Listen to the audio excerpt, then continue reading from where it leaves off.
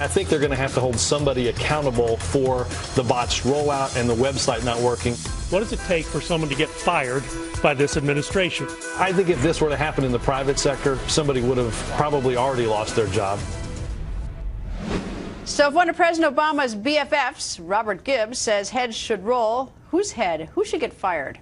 Republican Senator Mike Lee joins us. Nice to see you. Likewise, thank you. Well, that was a surprise. Robert Gibbs thinks that some heads should symbolically roll. Yeah, it was interesting. You know, it's also interesting to note that in this administration, about the only people who do get fired are those who dare to publicly criticize the administration. And you're referring to the insurance commissioner here in Washington, D.C., who published that he didn't think it was a wild idea to fix. Consequently, out the door, the mayor fired him. That's right. That's right. But, you know, I think the much more important question, rather than talking about who should get fired or where we should extract the pound of flesh, we ought to be talking about how we can best help those people who have been harmed by Obamacare, the millions of people who have lost their jobs or their health care because of this law. That's really where we ought to be focused. What do you make of the 80% figure? Is that sort of low expectations, meaning that, you know, so that if the White House fixes it so that we're up to 85%, they can declare victory on November 30th?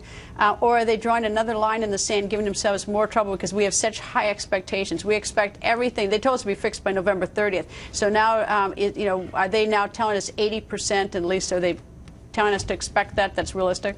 I think they're setting the expectation really, really low. I think they're deliberately doing something that they're relatively confident they can achieve. But, you know, even if they hit that 80% mark, first of all, as you point out, that's still a C. Secondly, it still ignores the fact that the law is fundamentally flawed. In other words, for years, many of us have been looking at this law and saying this thing is headed off a cliff. No matter how well the train is running as it heads toward the cliff, if you know that it's going to go off the cliff at some point, that's the problem we ought to be focused on. I fully expect the website to be up and running. And, you know, at some point, it may be November 30th or December 30th, and we'll go through all sorts of, you know, hardships for a lot of American people. But the one thing I do not understand is, how are we funding this? Where are we getting the money? I know there are little taxes here, little taxes there, but if the healthy young people don't come in droves, is this thing going to collapse? Yes, it will collapse, and I think it is destined for collapse, and I think most people in the administration acknowledge that it's going to collapse.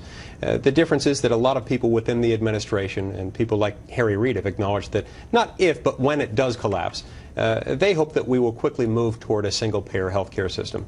That's one of the many problems with this law, is that it was built to fail. It was built to fail knowing that it would fail, and that as it failed, it would harm many millions of Americans, hardworking Americans, who would lose their jobs and lose their health care. So what is the solution? I mean, I know they don't like Obamacare. I know that you want to repeal it, but in recognition of where we are, and how we try to inflict the least amount of pain on Americans, and especially though, I mean, the ones who I'm really worried about are the ones who are either don't have the funds or who are sick.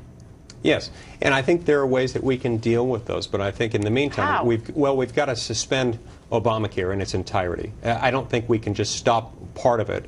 I don't think the president has authority constitutionally or statutorily to just suspend one part of the law. I think we've got to suspend the whole law and go back to Congress and allow Congress to introduce additional ideas, new ideas. So what, I mean, just, you know, give the people, you know, some idea of what there is out there, because, you know, what the American people hear, they either hate Obamacare or love Obamacare, but the one thing you know is that the Republicans don't like it and want to repeal it. So, you know, what is, I mean, if there were no Obamacare, you know, what could you do? What could you pass? How can you make it better for the American people? First of all, if there were no Obamacare at all, the discussion might be a little bit different than it is today. But we are facing Obamacare, so we've got to deal with where to go from that. There are Republican proposals that haven't yet gotten a lot of attention, but are going to start getting a lot of attention soon. One was released recently by the Republican Study Committee in the House of Representatives. It calls for a system of tax credits that would enable Americans to buy health insurance with some government assistance, but it would leave the decision-making power in the hands of the American people rather than in the hands of government. Well, tax credits to me always, I mean, when I hear about tax credits and subsidies, you know, the first thing I think is that it goes to the American people, but then what I realize it's sort of like it's a guaranteed payment to the insurance companies, right? Isn't that what they are? Yes, perhaps, but again, we have to start not with the government we wish we had, but the government we in fact have. And with Obamacare on the table, that looks like a much better alternative, to turn to something like that rather than this, allowing the American people to use their own decision-making power to figure out where best to get their insurance. And it would also incorporate certain ideas regarding the portability of insurance, that you could buy insurance across state lines, that you could carry it from one state to another as you moved,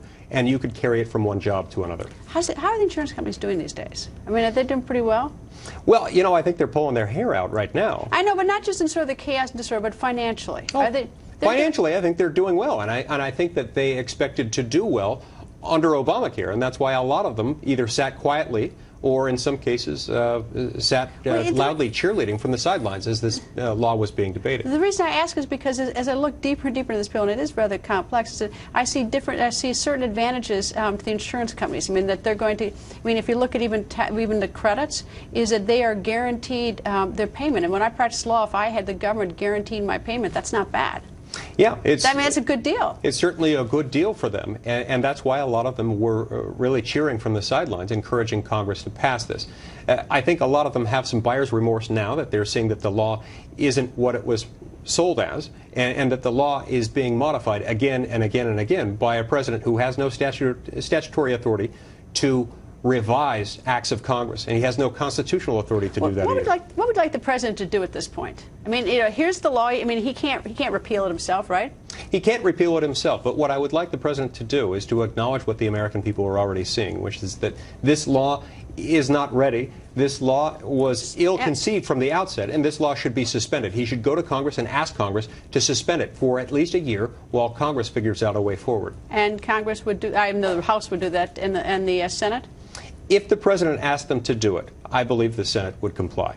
Well, Senator Harry Reid certainly is a champion of Obamacare. He is a champion of Obamacare, and the Democrats in the Senate, including Harry Reid, have generally tended to do what the president has asked, especially with regard to Obamacare. And so, for that reason, if he asked for it, I think they would do it. And it does seem that there are some Democratic senators who are starting to feel a little raw around the edges, like Senator Landrieu of Louisiana, and Senator in New York, Gillibrand, just seems a little unhappy too, and Shaheen, a couple of them. And they are not alone. There are a lot of others who feel the same way. They're feeling pressure from their constituents. They're getting calls from their constituents every day saying, please help me. I'm hurting under this law. I've lost my job or I'm losing my health insurance. Senator, nice to see you. Always nice to see you, sir. Likewise.